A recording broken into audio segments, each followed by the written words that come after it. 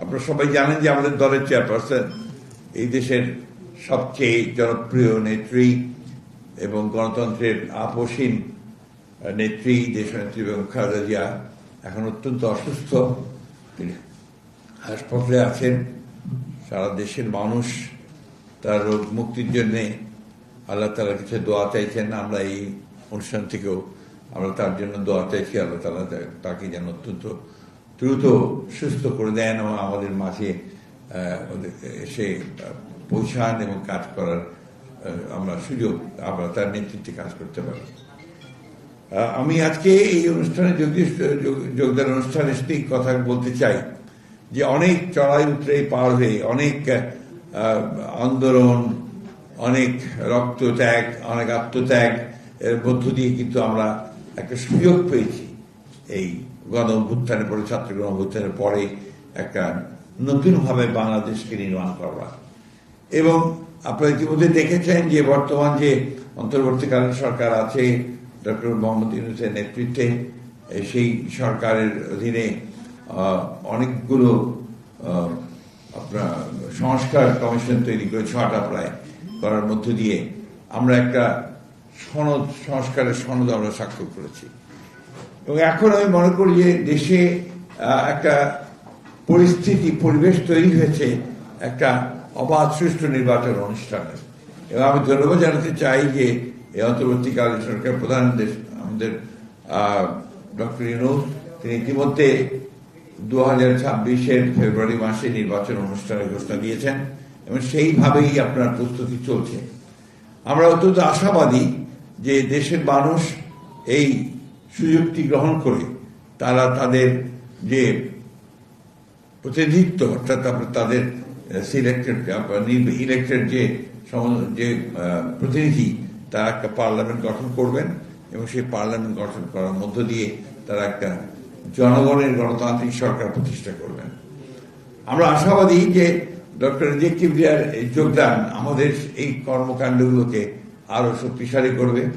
আপনারা জানেন ইতিমধ্যেই বিএনপি আমাদের ভারপ্রাপ্ত চেয়ারম্যান তারেক রহমানের নেতৃত্বে আমরা অনেকগুলো কর্মসূচি ঘোষণা করেছি এবং আমরা সবচেয়ে বড় জিনিস হচ্ছে যেটা যে আমরা তার নেতৃত্বেই এই আন্দোলন করেছি দীর্ঘ 15 বছর এবং আমরা আগামীতে তার নেতৃত্বেই বাংলাদেশে জনগণ যদি আমাদেরকে সমর্থন করে আমরা বাংলাদেশের সত্যিকার অর্থেই একটা গণতান্ত্রিক, অর্থনৈতিক দিক দিয়ে সমৃদ্ধ একটা রাষ্ট্র নির্মাণ করতে চাই। সেই রাষ্ট্র নির্মাণের অতীত অভিজ্ঞতা আমাদের রয়েছে। আপনারা জানেন যে আমরা ইতিপূর্বে প্রায় 3বার আমরা সরকার গঠন করেছি এবং তারও পূর্বে আমাদের প্রেসিডেন্ট জিয়াউর রহমানও রাষ্ট্র পরিচালনা করেছেন। আমাদের সমস্ত এই অভিজ্ঞতা থেকে আমরা অন্তত এটুকু বলতে পারি যে বিএনপি যদি সরকার পরিচালনার দায়িত্ব পায় তাহলে অবশ্যই বিএনপি বাংলাদেশকে একটা সত্যিকার অর্থেই একটি গণতান্ত্রিক এবং একটা সমৃদ্ধ অর্থনীতি গড়ে তুলতে সক্ষম হবে। আমরা ডক্টর রিজভী কিবরিয়াকে স্বাগত জানাচ্ছি এবং আশা করছি যে ডক্টর রিজভী কিবরিয়ার যোগদান শুধু তার এলাকা না, নির্বাচনী এলাকা নয়, সারা বাংলাদেশেই একটা প্রভাব বিস্তার করবে এবং তিনি তার মেধা, দক্ষতা দিয়ে এই যে কর্মসূচি আমরা গ্রহণ করেছি, 31 দফা কর্মসূচি, সেই কর্মসূচির ভিত্তিতে বাংলাদেশকে নির্মাণ করার ক্ষেত্রে তিনি তার ভূমিকা রাখতে পারবেন। Welcome doctor Kibria. Thank you. অন্য প্রশ্নের উত্তর আজকে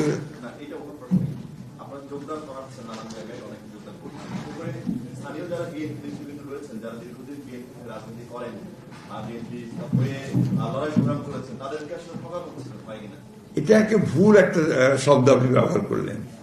ব্যাপারটা একটা রাজনৈতিক দল তো আপনার নিঃসন্দেহে আপনার গড়ে উঠে তৃণমূল থেকে শুরু করে একেবারে আপনার উপরের পর্যন্ত, এবং এখানে মেধার একটা বড় আপনার ভূমিকা থাকা উচিত। যে দল ডেলিভার করতে চায়, যে দলটা আপনার জনগণের কিছু কাজ করতে চায়, আজকালকার যে জটিল বিশ্ব পরিস্থিতি, সেই বিশ্ব পরিস্থিতিতে যারা মেধাবী মানুষ ছাড়া, এখানে যোগ্য মানুষ ছাড়া কিন্তু এখানে আপনার টিকে থাকা অত্যন্ত মুশকিল ব্যাপার একটা। বাংলাদেশকে যদি কমপ্লিট করে টিকে থাকতে হয় এই প্রতিযোগিতার মধ্য দিয়ে, তাহলে নিশ্চয়ই সবচেয়ে মেধাবী মানুষদের আপনার একটা অবস্থান এখানে থাকতে হবে এবং আমরা দাবি করি যে বিএনপিতে সেই মেধাবী মানুষগুলোর অবস্থান আছে এবং রেজা কিবরিয়ার যোগ দেওয়ার মধ্য দিয়ে সেটা আরো সমৃদ্ধ হলো।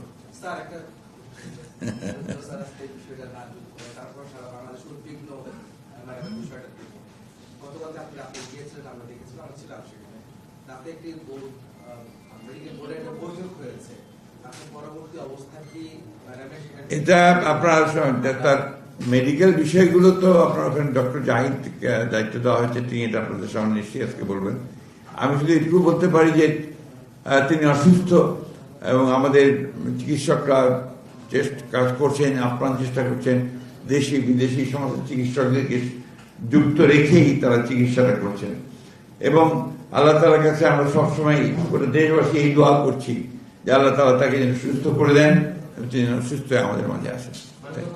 Thank you. No more question on that please. আমি এই বিষয়ে আপনাকে প্রশ্নের উত্তর দেবো না, এটা ডক্টর জাহিদ দেবেন যত সময়। অনেক জায়গায় যোগ হচ্ছে তো, এখন বিএনপিতে যোগ দেওয়ারটা প্রায় হিরিক পড়ে গেছে, দম উঠে গেছে। কারণ হচ্ছে যে বিএনপি এখন একমাত্র দল যারা জনগণ মনে করছে যে সামনে সরকার গঠন করতে পারলে তারা দেশে সত্যিকার অর্থেই গণতান্ত্রিক একটা পরিবেশ তৈরি করতে পারবে এবং